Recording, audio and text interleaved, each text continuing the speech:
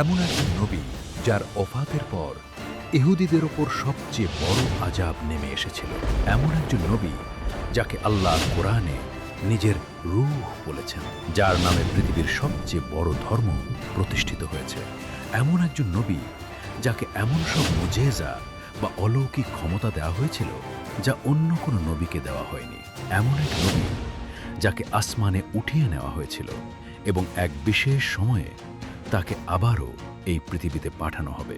তার নাম ছিল হযরত ঈসা আলাইহিসসালাম। কিন্তু শেষ পর্যন্ত কিভাবে এই মানুষটিকে, যিনি মানুষকে তাওহীদ বা একত্ববাদ শেখাতে এসেছিলেন, তাকেই খোদা বানিয়ে দেওয়া হলো? আর কিভাবে বাইবেল পরিবর্তন করা হলো? চলুন জানা যাক।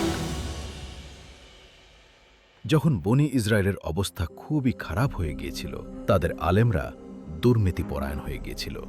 তারা কিতাব বদলে ফেলেছিল এবং দুনিয়াবী স্বার্থের জন্য দ্বীন বিক্রি করছিল।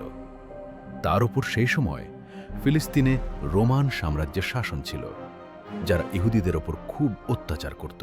তারা এদের কাছ থেকে ভারী ট্যাক্স নিত। তাদের কিতাবে একজন মসিহ বা ত্রাণকর্তার আসার কথা উল্লেখ ছিল, যিনি তাদের এই অত্যাচার থেকে মুক্ত করবেন। তাই সেই সময় ইহুদিরা এই মসিহর অপেক্ষা করতে লাগল। তারা মনে করত যে তাদের এই মসিহ কোনো শক্তিশালী বাদশাহ বা একজন যোদ্ধার রূপে আসবেন। কিন্তু এর উল্টোটা হলো। একদিন এক পবিত্র ও নেককার নারীর ঘরে হযরত জিবরাইল আলাইহিসসালাম একজন খুব সুন্দর মানুষের রূপ ধরে এলেন। এই নারীর নাম ছিল সৈয়দা মারিয়াম আলাইহিসসালাম। হযরত জিবরাইল তাকে বললেন, আল্লাহ আপনাকে বিবাহ ছাড়াই এক মহান পুত্র দান করবেন। সৈয়দা মারিয়াম খুবই অবাক হলেন এবং এরপর তিনি লোকদের থেকে দূরে কোনো এক জায়গায় চলে গেলেন। যখন তিনি তীব্র প্রসব বেদনা অনুভব করলেন, তখন তিনি একটি খেজুর গাছের কাছে চলে গেলেন এবং বললেন, হায়, এর আগেই যদি আমার মৃত্যু হয়ে যেত। কিন্তু তখনই গায়েব থেকে একটি আওয়াজ এলো, আর তখনই তার নিচ থেকে একটি পানির ঝর্ণা প্রবাহিত হতে শুরু করল এবং যখন তিনি গাছটি নাড়ালেন, তখন তা থেকে তাজা খেজুর পড়তে লাগল, যা তাকে সাহস যোগাল। এসবের পর একদিন হযরত ঈসা আলাইহিসসালামের জন্ম হল। লোকেরা তাদের উপর খারাপ অপবাদ দিতে শুরু করল, কিন্তু তখনই আল্লাহর পক্ষ থেকে এক মুজেজ্জা হল এবং তার কোলে থাকা সেই শিশুটি কথা বলতে শুরু করল। এটা শুনে সেখানে উপস্থিত সবাই চুপ হয়ে গেল এবং সৈয়দা মারিয়ামের পবিত্রতা প্রমাণিত হল। তিনি ছোটবেলা থেকেই একজন নেক ও সাধারণ ভদ্র মানুষ ছিলেন।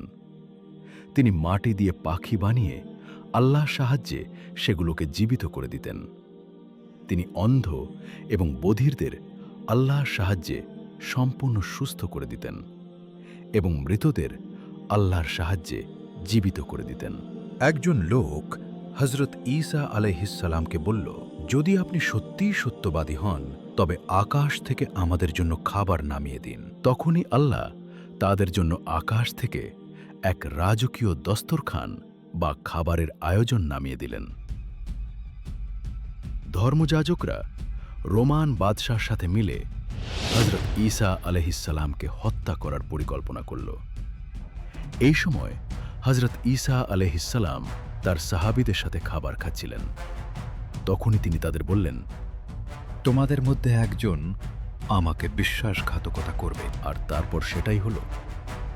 এদের মধ্য থেকেই একজন লোক কিছু টাকার বিনিময়ে সৈন্যদের তাদের বাগানে নিয়ে এলো। ঠিক এই মুহূর্তে আল্লাহ হযরত ঈসা আলাইহিসসালামকে আসমানে উঠিয়ে নিলেন এবং হুবহু তার মতো দেখতে একজনকে তাদের সামনে করে দিলেন।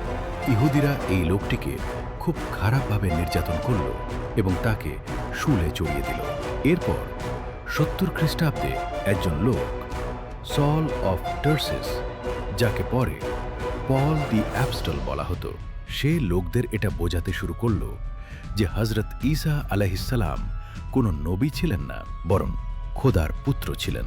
সে এই ধারণাটি গ্রিক এবং রোমানদের কাছ থেকে নিয়েছিল এবং বাইবেলে নিজের এই ধারণাগুলো যুক্ত করিয়েছিল। এরপর 4th শতাব্দীতে কনস্টান্টাইন দ্য গ্রেট একটি বড় কাউন্সিল বা সভা ডাকলেন। এই মিটিংয়ে অ্যারিয়াসের ধারণা যে ঈসা আলাইহিসসালাম একজন নবী প্রত্যাখ্যান করে দেওয়া হলো এবং হযরত ঈসা আলাইহিসসালামকে খোদার পুত্র ঘোষণা করা হলো। এরপর আসল বাইবেলগুলো পুড়িয়ে ফেলা হতো। যখন নবী সাল্লাল্লাহু আলাইহি ওয়াসাল্লাম মুবাহিলার চ্যালেঞ্জ দিলেন, তখন এদের মধ্য থেকে একজন ধর্মযাজক বলল, খোদার কসম, আমি এমন সব মুখ দেখছি, যদি এরা আল্লাহর কাছে দোয়া করে তবে আল্লাহ তাদের জন্য পাহাড়ও নড়িয়ে দেবেন। এদের সঙ্গে বিতর্ক করো না, না হলে আমরা ধ্বংস হয়ে যাব। এরপর আল্লাহ তাদের উপর একের পর এক আযাব নাজিল করলেন। রোমানরা ইহুদিদের উপাসনালয় বা টেম্পল ধ্বংস করে দিল। 10 লাখেরও বেশি ইহুদিদের হত্যা করা হলো এবং তাদের সারা বিশ্বে ছড়িয়ে ছিটিয়ে দেওয়া হলো। আজ ইহুদিদের সমস্ত ষড়যন্ত্রে খ্রিস্টানদের বড় হাত রয়েছে। আর কিয়ামতের দিন আল্লাহ হযরত ঈসা আলাইহিসসালামকে প্রশ্ন করবেন। তখন হযরত ঈসা আলাইহিসসালাম আরজ করবেন, হে আল্লাহ, আমি কখনো এমন কথা বলিনি।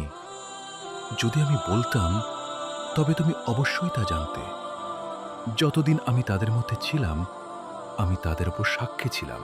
এখন তুমি তাদের উপর সাক্ষী। এই সিদ্ধান্ত তোমারই।